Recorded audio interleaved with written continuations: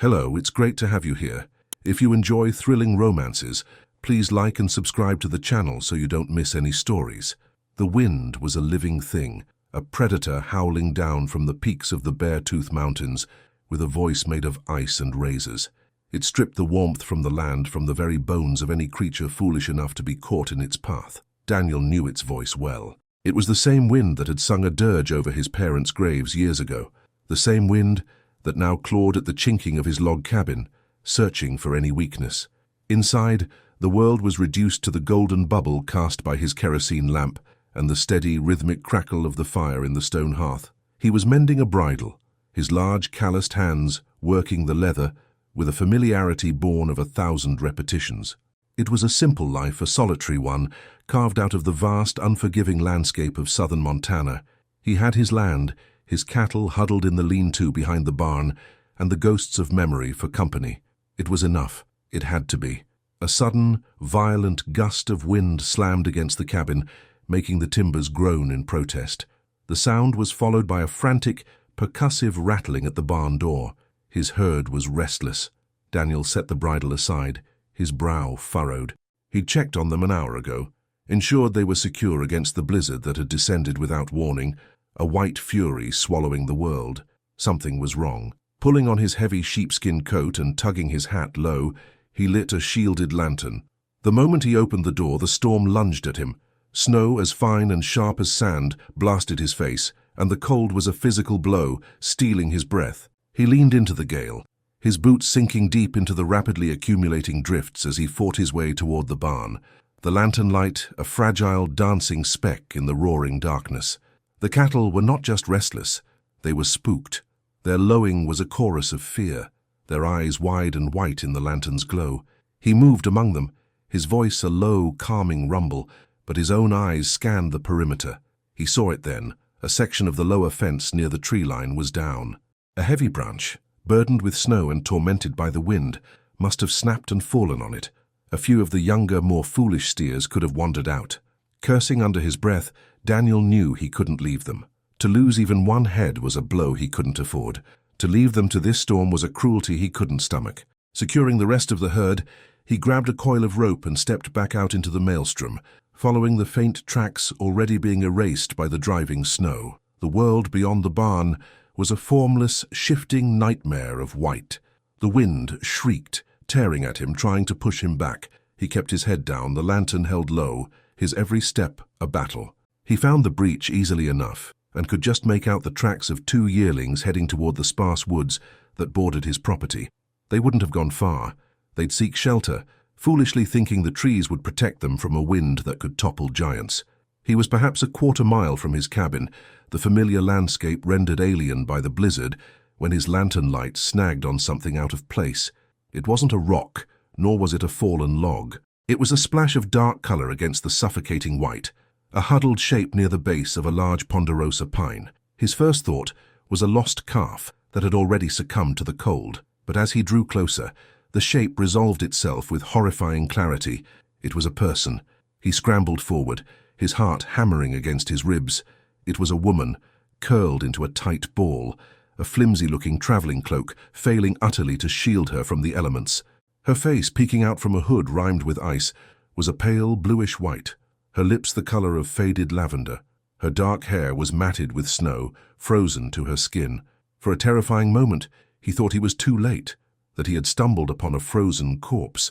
Then he saw it, a tiny, almost imperceptible puff of vapor from her mouth, a ghost of a breath in the frigid air. All thoughts of the lost cattle vanished. He fell to his knees beside her, his own concerns forgotten. "Ma'am," he called out, his voice snatched away by the wind. He touched her shoulder through the thin cloak and felt a cold that seemed to seep straight through his glove. She didn't stir. She was unconscious, her body already surrendering to the lethal chill. There was no time for questions, no time for anything but instinct. With a grunt of effort, he scooped her into his arms.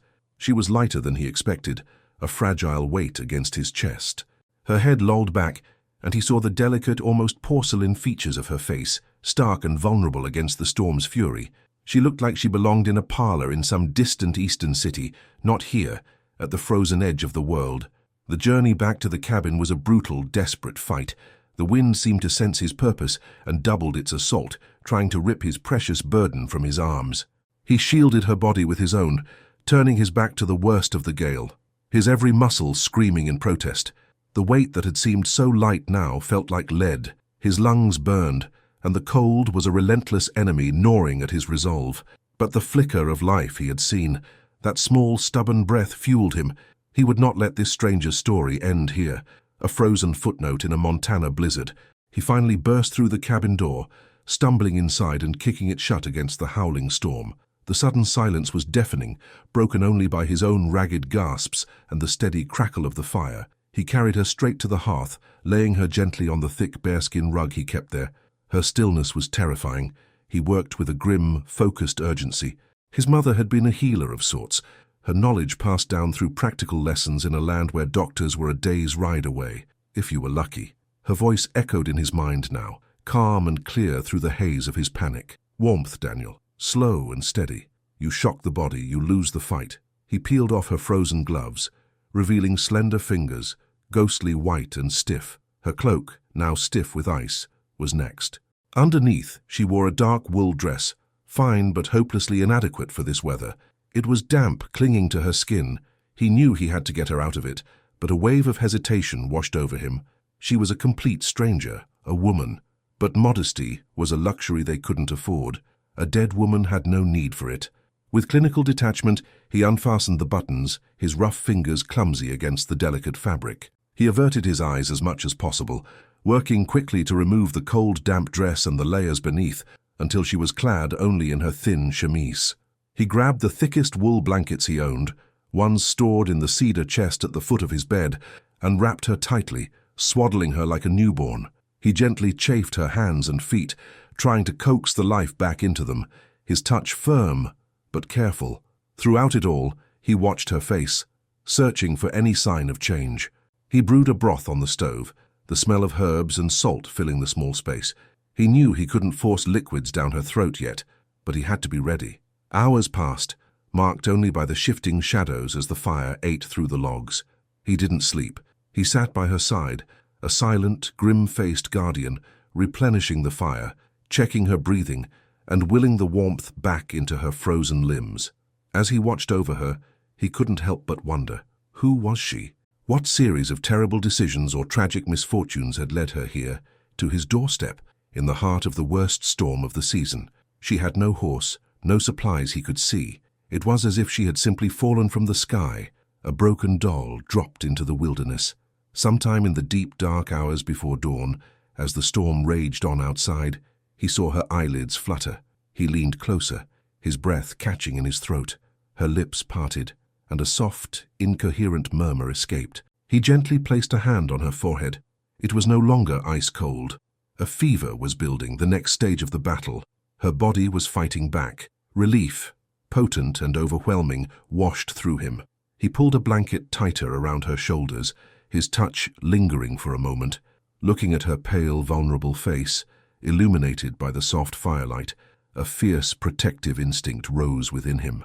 He didn't know her name or her story, but in that moment he made a silent vow, a promise to the unconscious woman and to the storm that had tried to claim her. He leaned down, his voice a low, rough whisper that was barely more than a breath in the quiet room. "You're safe now," he murmured, more to himself than to her. "You'll never be cold again."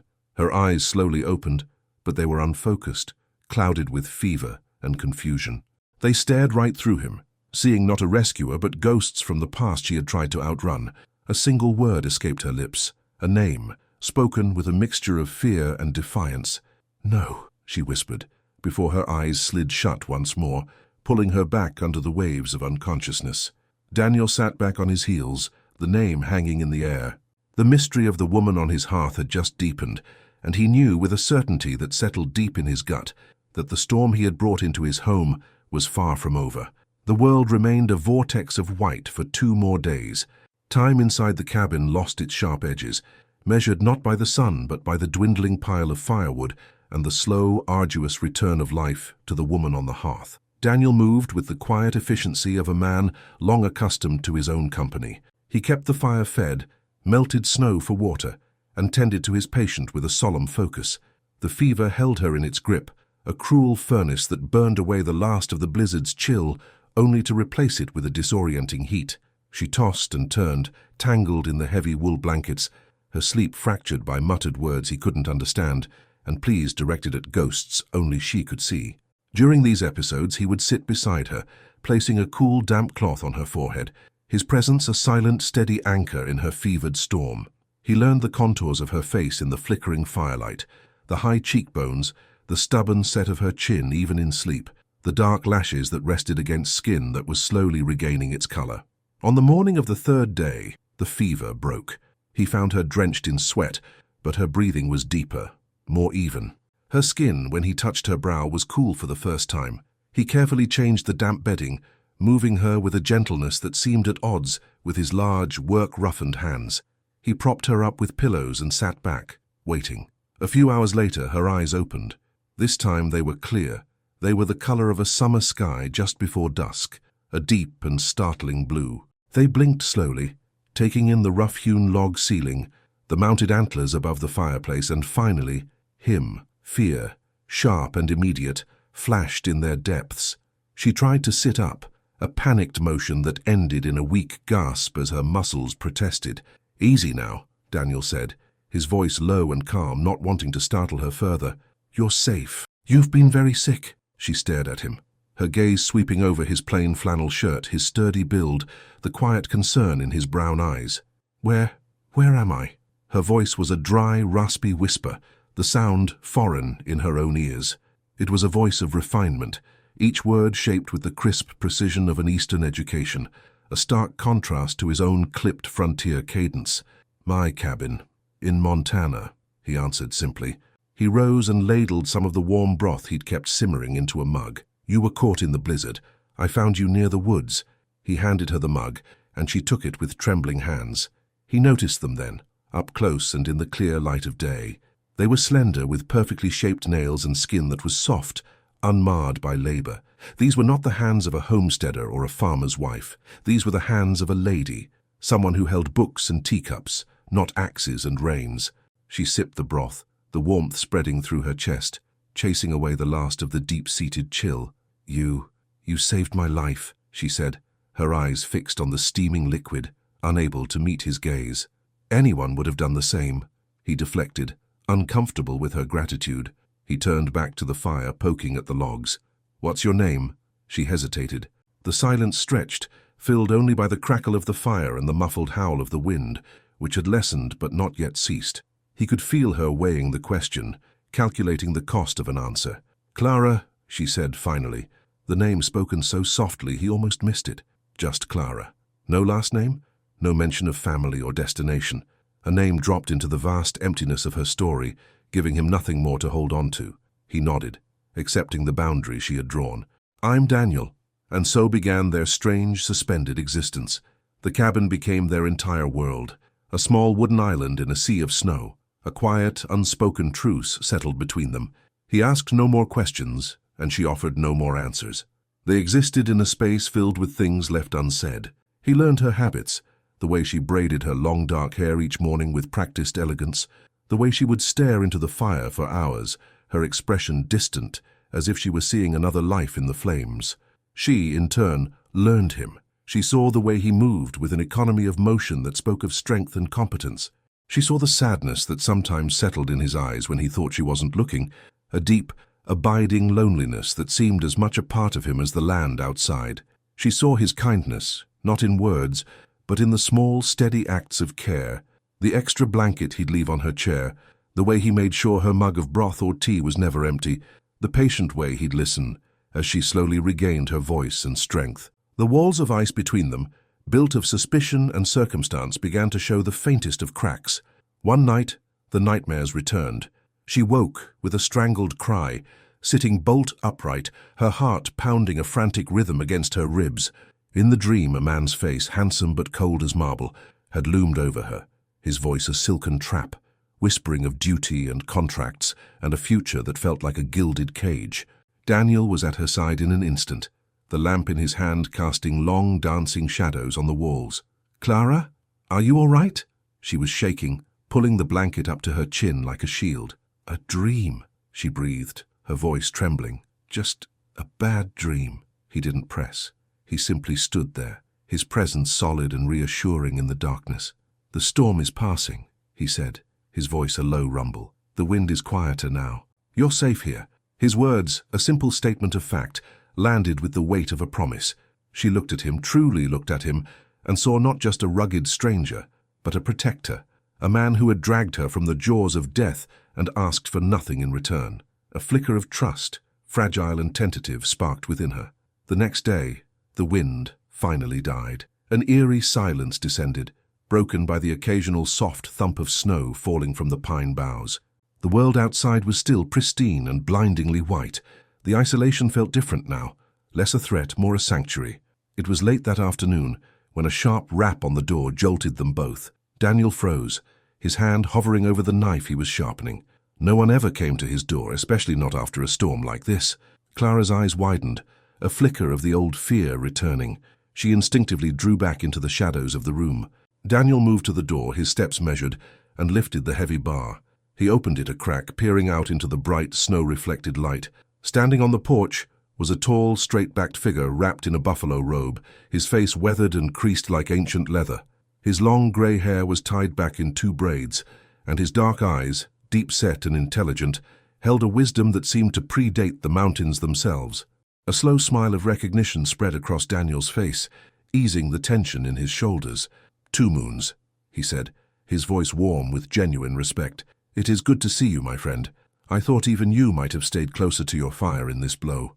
The old Cheyenne man nodded, a faint smile touching his own lips.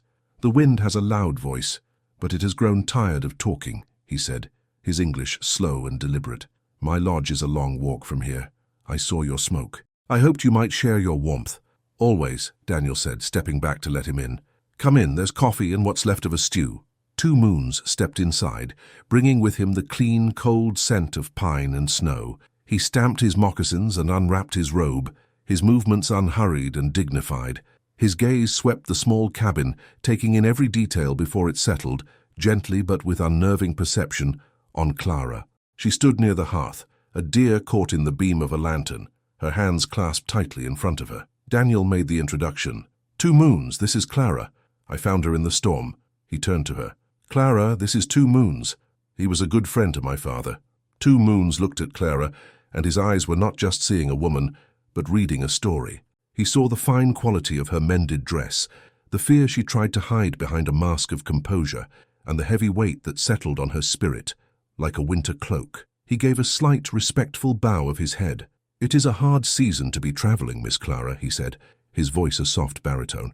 I became lost," she replied, her own voice barely a whisper.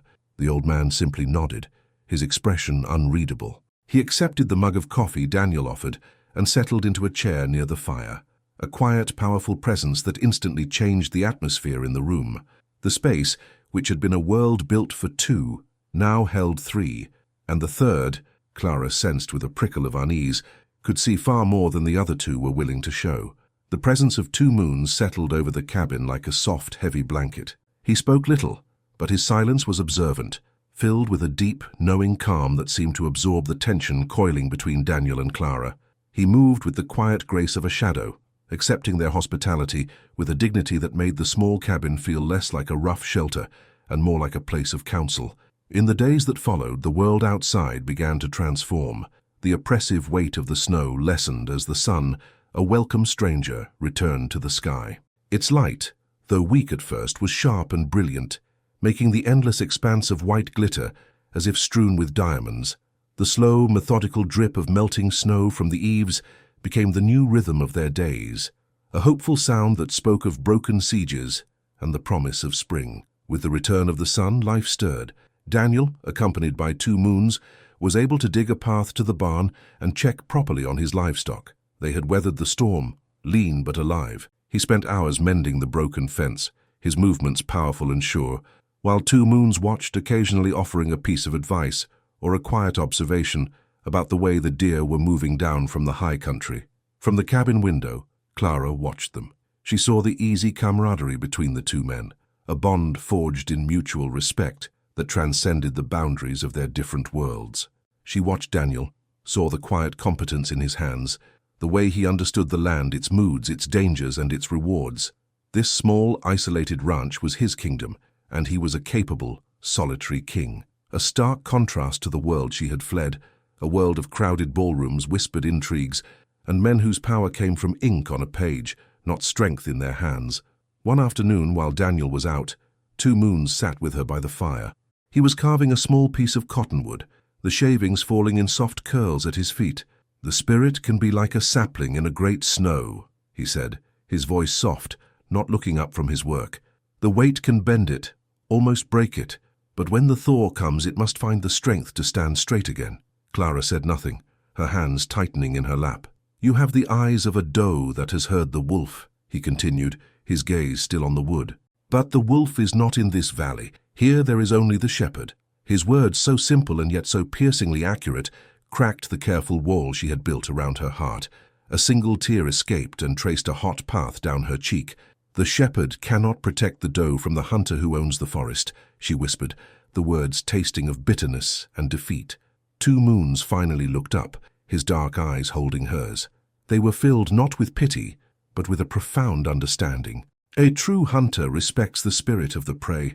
A man who believes he owns the forest is only a fool who has not yet met the bear."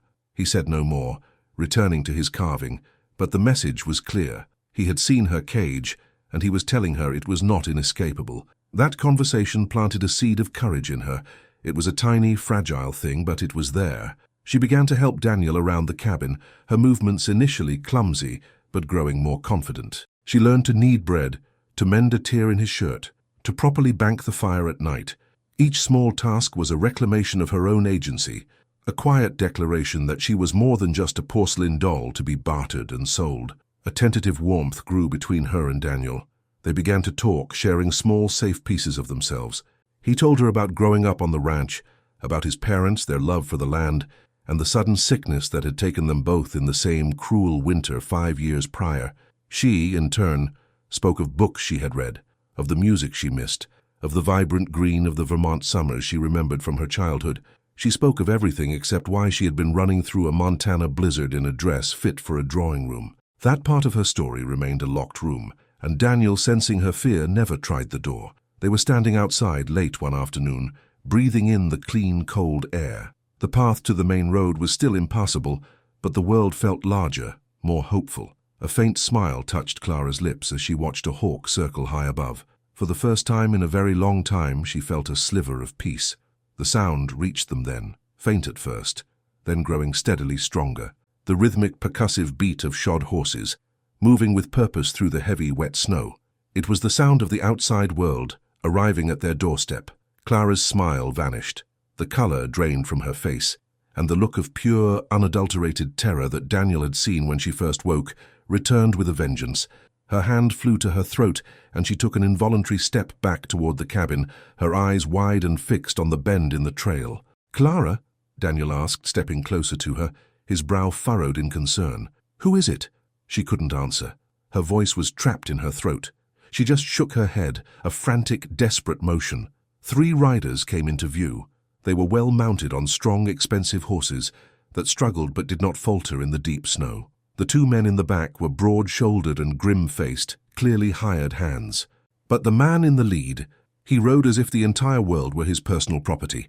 He was dressed in a fine, tailored wool coat that must have cost more than Daniel's entire herd. His hat was of black felt, his gloves of fine leather.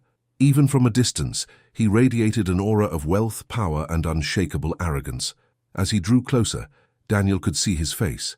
It was handsome, with sharp aristocratic features, a neatly trimmed mustache and cold, pale grey eyes that swept over the humble cabin, and Daniel with dismissive appraisal. Then his eyes found Clara, and they hardened with a possessive fire.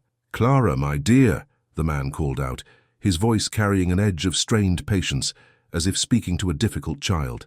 "Your little adventure is over. It is time to come home." Daniel felt a low growl of anger rumble in his chest.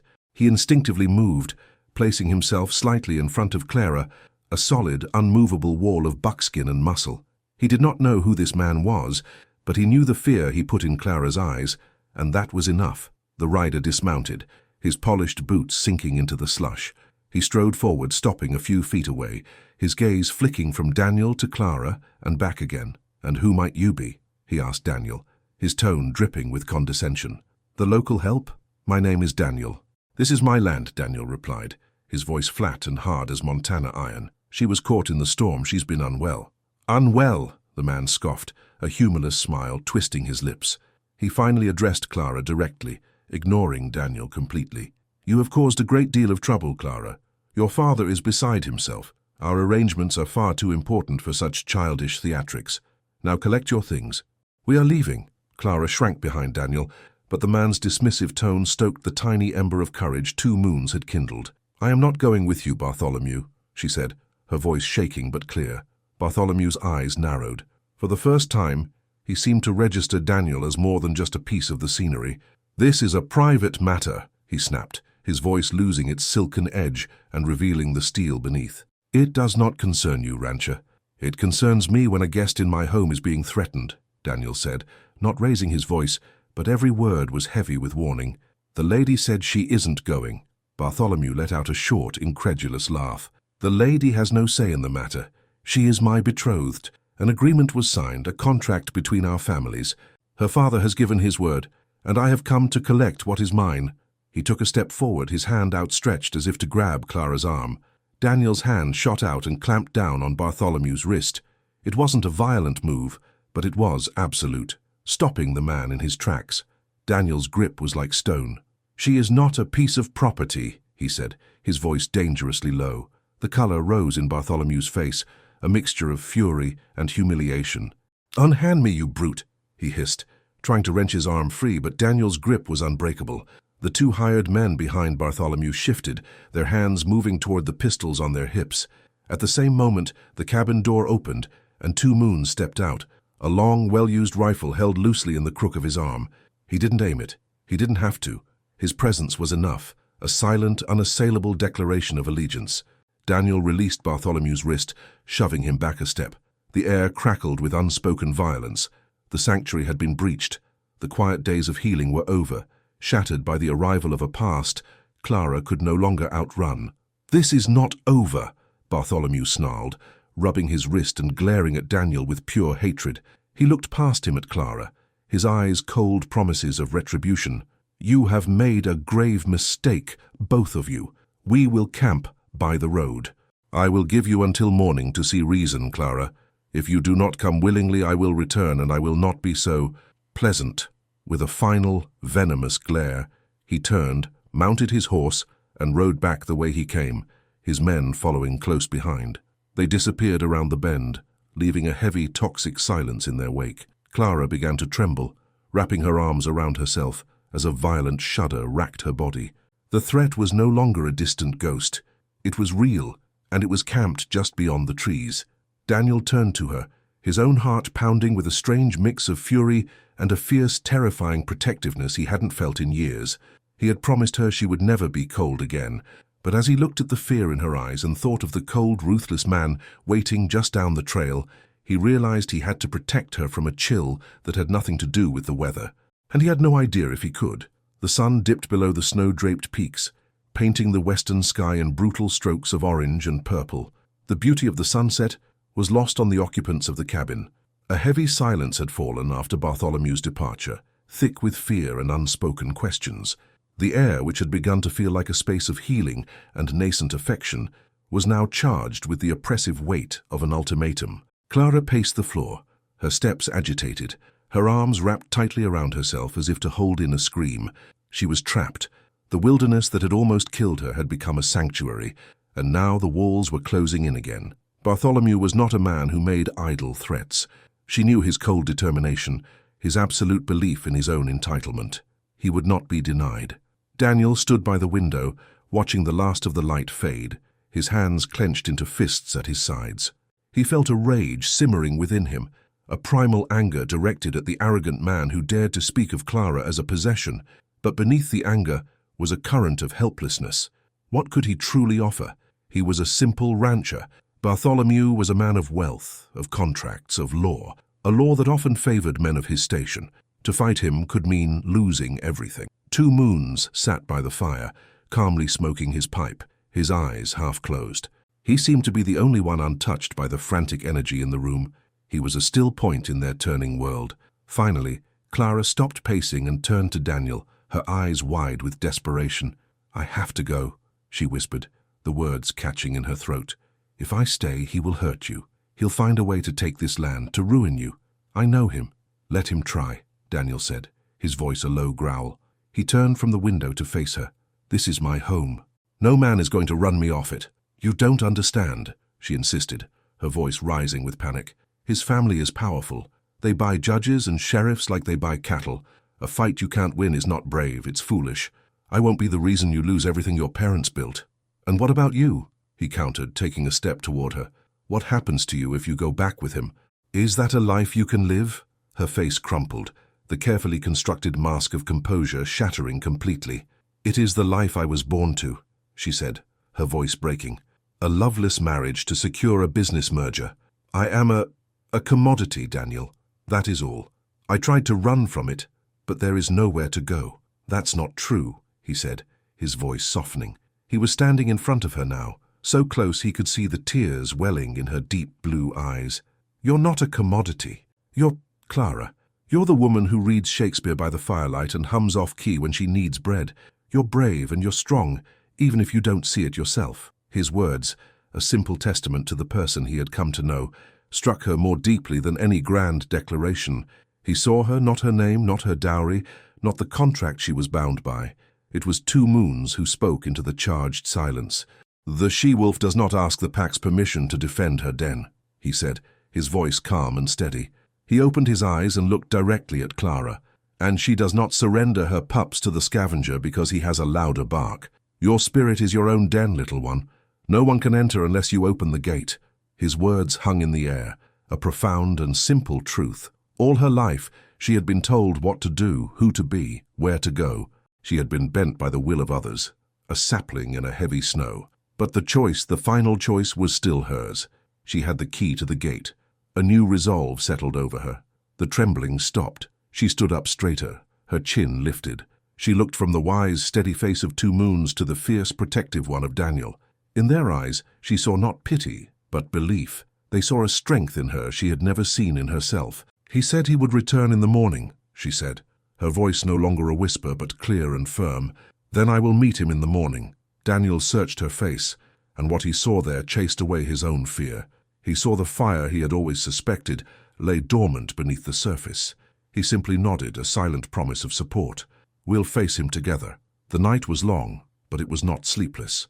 A decision had been made. A line had been drawn in the snow. They sat together, the three of them talking quietly, not of the threat that lay waiting, but of the future, of the first signs of spring, of Daniel's plans to expand his herd, of Two Moons' stories of the great hunts of his youth. It was a quiet act of defiance, a refusal to let Bartholomew's shadow poison their last night in the sanctuary. As dawn broke, casting a pale, rosy light over the snow, they saw the three riders approaching. Clara took a deep breath and walked out onto the porch, her head held high. Daniel and Two Moons stood behind her, not as guards but as witnesses. She wore her own simple wool dress, now clean and mended, and Daniel's worn sheepskin coat was draped over her shoulders, a silent armor. Bartholomew dismounted, a smug, confident smile on his face. He clearly expected to find her defeated, packed, and ready for surrender. "I see you have come to your senses, my dear," he began, his tone patronizing. "I have, Bartholomew," Clara said, her voice ringing with newfound strength in the crisp morning air. "I have come to my senses, and I am not going with you." His smile faltered, replaced by a flash of irritation. "Do not be foolish, Clara. This little rebellion is over. We have a contract." "You have a contract with my father," she corrected him. "You do not have one with me. I will not be bought. I will not be sold, and I will not marry a man I do not love and cannot respect. My answer is no." For a moment, Bartholomew was speechless, his handsome face contorting in a mask of disbelief and rage. "You would throw away a life of luxury, of status, for this?" he sneered, gesturing contemptuously at the rustic cabin and the man standing beside her. "For a dirt-scratching peasant in the middle of nowhere?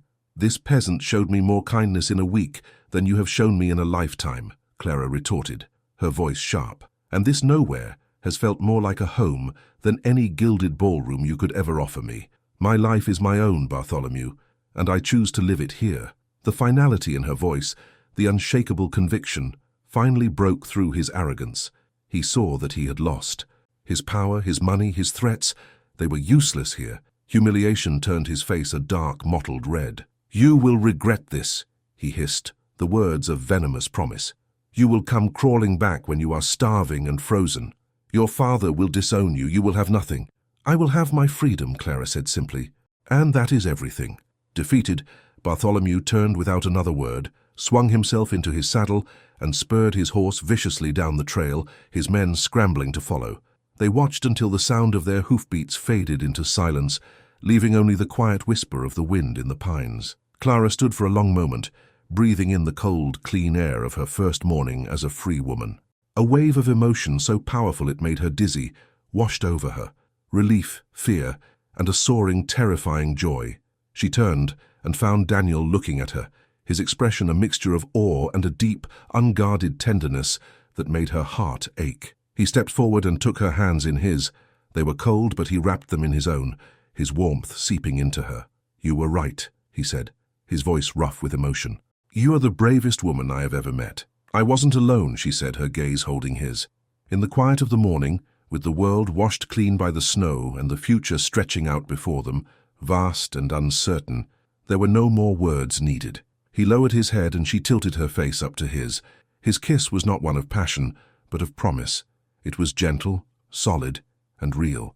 It tasted of wood smoke, coffee, and the quiet strength of a man who knew how to weather any storm. As he pulled back, he brushed a stray strand of hair from her cheek, his thumb warm against her skin. He looked into her eyes and repeated the promise he had made to her unconscious form, but this time it held a world of new meaning. "You'll never be cold again," he whispered, and Clara, standing in the warmth of his hands and the dawn of her new life, knew that it was true. She was home. True warmth is not found in the absence of cold, but in the presence of kindness, courage, and a love that offers shelter not just from the storm, but for the soul. It teaches us that true freedom isn't the absence of walls, but the strength to choose who we let inside them. If this story touched your heart, don't forget to confirm your subscription and leave a like. It helps us out a lot.